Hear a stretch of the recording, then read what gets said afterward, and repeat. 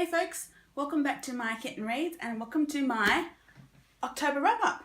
I read, I think, 12 or 13 things. So hang on. Yeah, no, 11 things. 11 things, I think, in October, which is great considering I had a very slow start to the month. I didn't finish anything in the first couple of weeks. I just kept picking up things and putting them down. But then the Dewey's Readathon happened and I read 8 things there, and then I finished off with another 3 things at the end of the month. So here's what I read. I started off with the Readathon with Lumberjanes Volume 3, A Terrible Plan by Noelle Stevenson. So this is the 3rd volume of the Lumberjanes comic and I really enjoy it. This particular one had a date between 2 of the girls, so there was a lesbian date. There was all sorts of there was time traveling shenanigans, there was dinosaurs, there was trying to earn various badges. But yeah, so a really fun thing. I'm not sure about the art in this one. I think there was various artists and a new artist, I think, and I wasn't as fond of the art in this one, but still really enjoyed it. So that's Lumberjanes Volume 3, A Terrible Plan by Noelle Stevenson. Then I read Daughter of the Pirate King by Tricia Levenseller. This is a YA novel about obviously the daughter of a pirate king who's on a mission to find part of a map that belongs to another pirate lord. And so she gets herself captured on purpose, and she's trying to find this thing, and she's kind of finding herself falling for the guy that's captured her, but she doesn't want to, and she's got a secret beyond the fact that she's been captured on purpose. And yeah, I was a bit disappointed with this one. It was very tropey, I thought. It was a romance, but like, yeah, there was a lot of just casual reference to brutality and fairly problematic stuff just because they're pirates.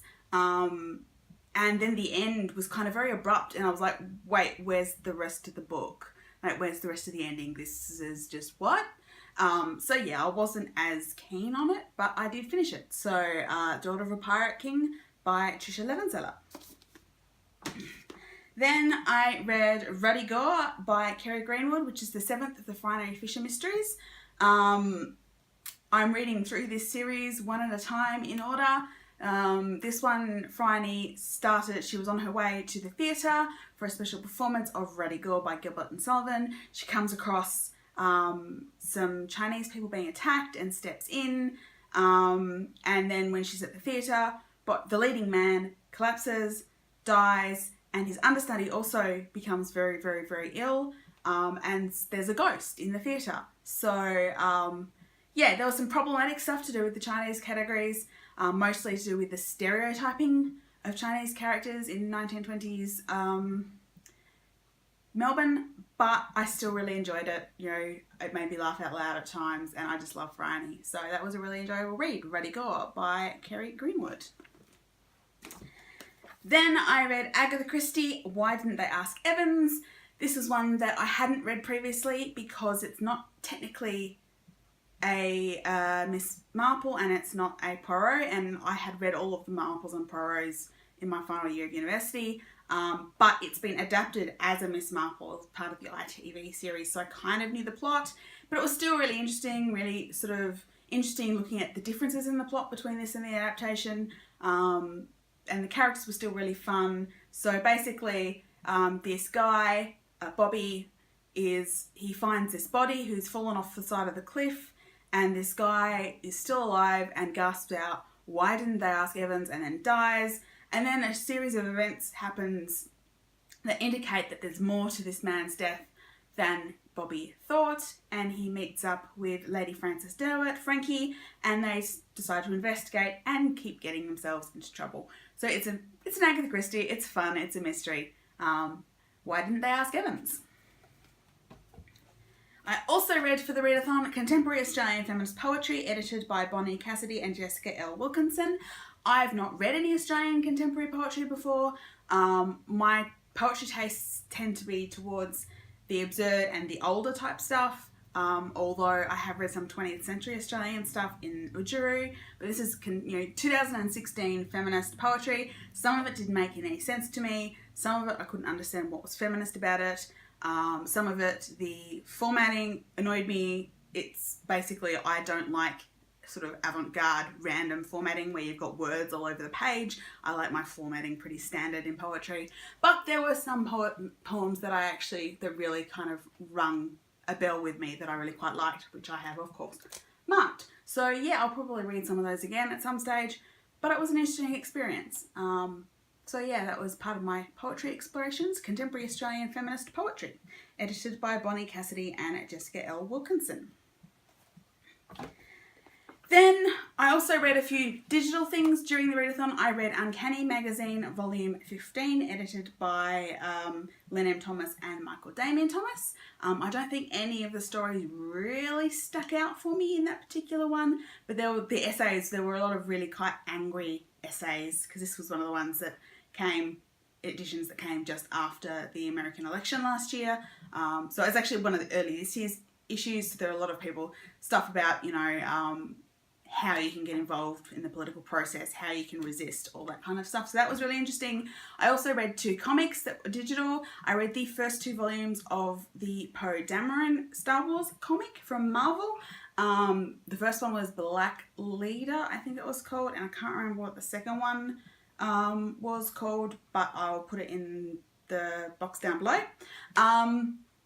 So yeah, these were the first 2 volumes of the Poe Dameron comic. I really enjoyed the character of Poe Dameron from the Force Awakens, and so this was in the lead up to the Force Awakens. It's Poe, he's joined the Resistance, and Leia gives him a mission to try and track down Lorn San Tekka, who might have information as to where Luke Skywalker is, and so he takes this job on along with his little flight, his little squadron, Black Squadron. He's got like 4 other pilots and a tech, and of course they're droids, particularly BB-8, but they run into this First Order agent who used to be an Imperial stormtrooper, and they keep running into him and keep getting into trouble. But it's Star Wars, they always eventually win the day.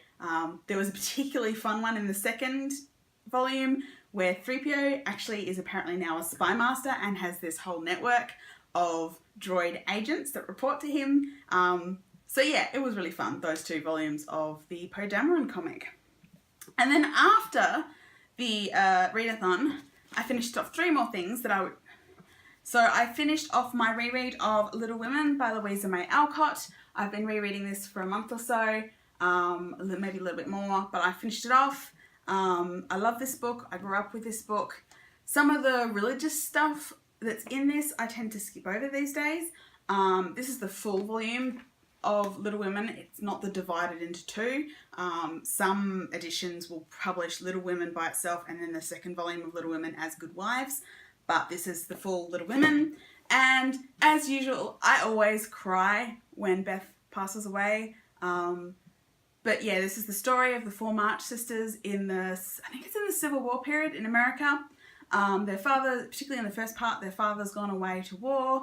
They're left at home with their mother, and they have to learn how to be little women, how to grow up, and how to, learn various lessons about life.